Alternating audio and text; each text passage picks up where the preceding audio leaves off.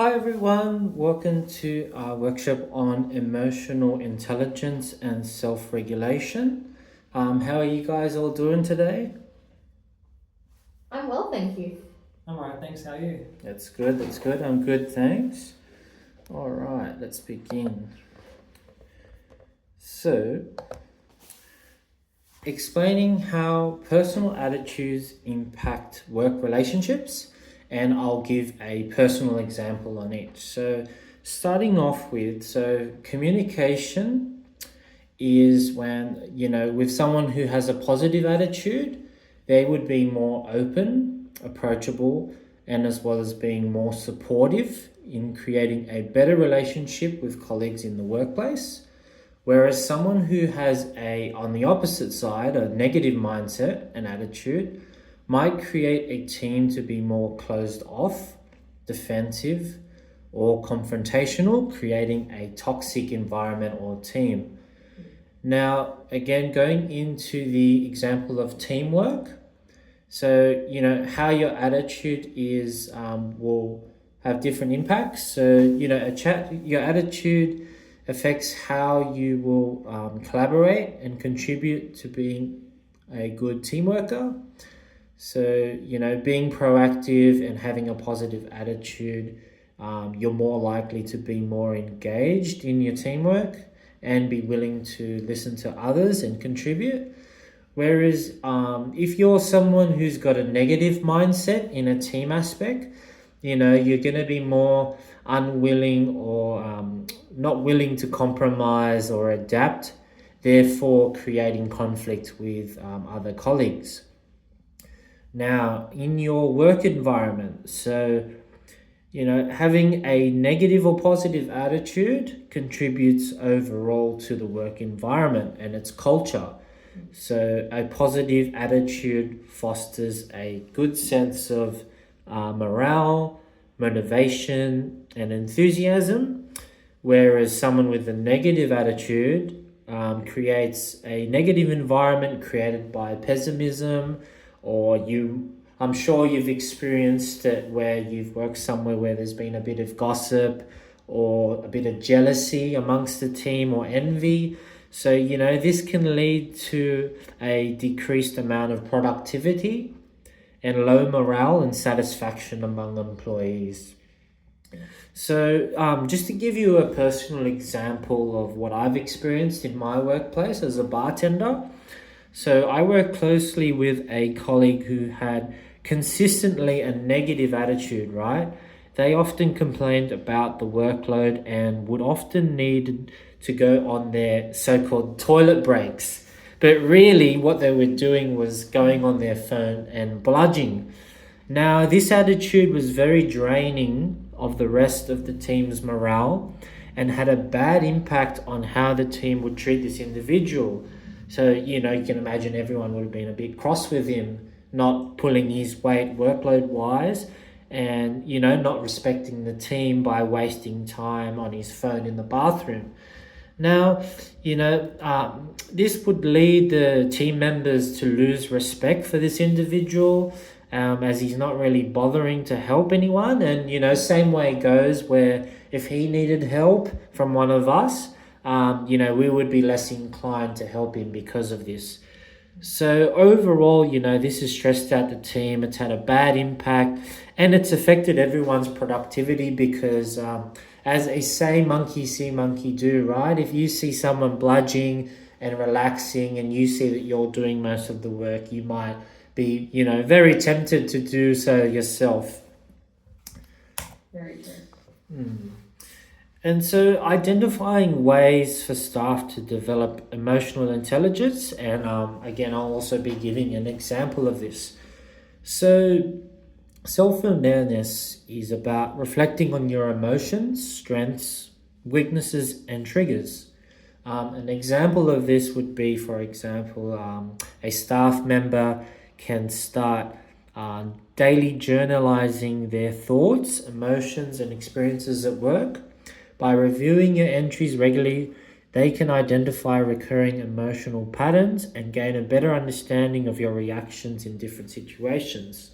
So essentially, it's about keeping a journal of things. If you're feeling unhappy at a certain point of the day, it's good to write that down just so you can look back on it and see what you can do better or what you can change and work on that emotion or find out what's triggering it. Okay, now another way to practice some emotional intelligence would be by using empathy. So, using empathy, you can show this by actively listening to others and acknowledging their emotions. And by doing this, it helps everyone have a better understanding of what their colleagues are feeling at any time. So by showing empathy to each other, we show that we are creating a positive environment where we look out for one another. An example of showing empathy again is active listening, maintaining eye contact, nodding when someone is talking, so your nonverbal cues, offering support and validation to colleagues who are experiencing challenges or difficulties. Okay, so summarizing some key areas where we can sustain health, growth, and well-being, and coping safely and efficiently at work. So it's important that you use some of these techniques to manage your health, and some of these are your physical health, so getting outside, getting regular exercise, getting fresh air, having an adequate amount of sleep, and also staying hydrated is quite important. Another one would be, covering mental health. So using breath work to relax when you're stressed or taking time out. Making sure that you have a good, healthy work-life balance so that you're not getting burnt out. Now, going into my previous point about practicing emotional intelligence. So, some examples of these can be practicing empathy, using active listening, using your conflict resolution skills so that you can create a positive work environment. Also, looking into yourself and seeing where you can grow career-wise also helps you have a good relationship with work, so you're not really at a dead end. So, staying updated in your career path can help you have a good positive mindset towards work, and also setting goals perhaps with your boss or within yourself of what you want to achieve in the workplace. And lastly, to stay positive, you in a working environment want to be cautious of your time management skills. So set yourself some realistic goals, manage your time effectively to avoid feeling overwhelmed. Awesome. Okay, so just about demonstrating some self-awareness skills and providing an example of that. So again, working in hospitality in a retail bar environment, I sometimes get stressed out or anxious reflecting on my behavior as I realized that I was projecting this anxiety and stress onto the team. So, an example can be where if we're absolutely getting swamped full of customers and people are getting frustrated and not getting their drinks on time, you can imagine it can be quite a negative environment, and some team workers can get stressed out with each other, and, things can escalate. Emotions are high when everyone's being a bit burnt out and overworked.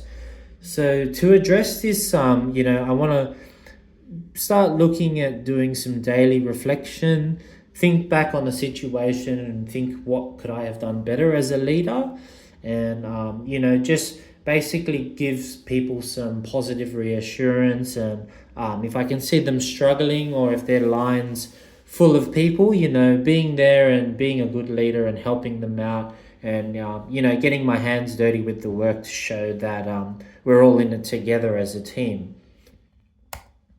Okay, and here's just a quick glance at some of the sources that I've used on my references.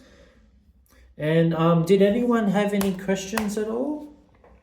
Did you have a favorite mindfulness habit that you are trying to do every single day strictly?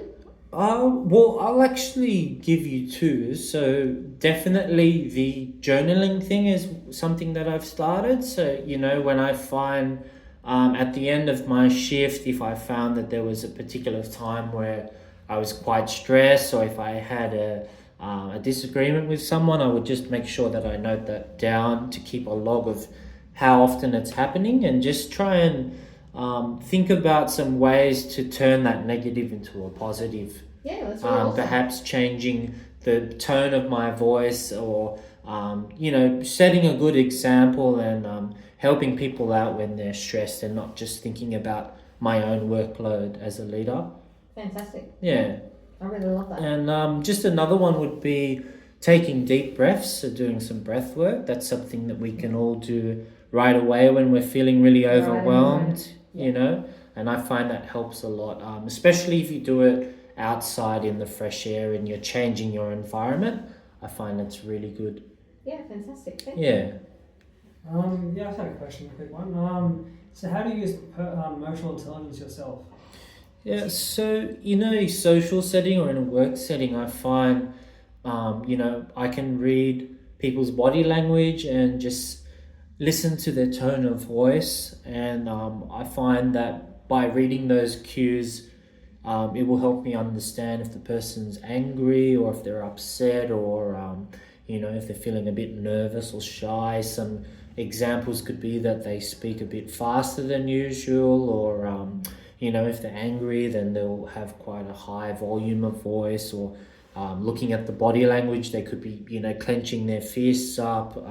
That's just to give a few examples. So, yeah, definitely looking at those cues, I find helps me become a bit more emotionally intelligent. Awesome. Thanks for that. All right, guys. Well, if that's all the questions, I'll wrap it up. Thank you for attending the meeting, and have a lovely day, guys. Lovely. Thanks so much for having us. Thank you. Thank you.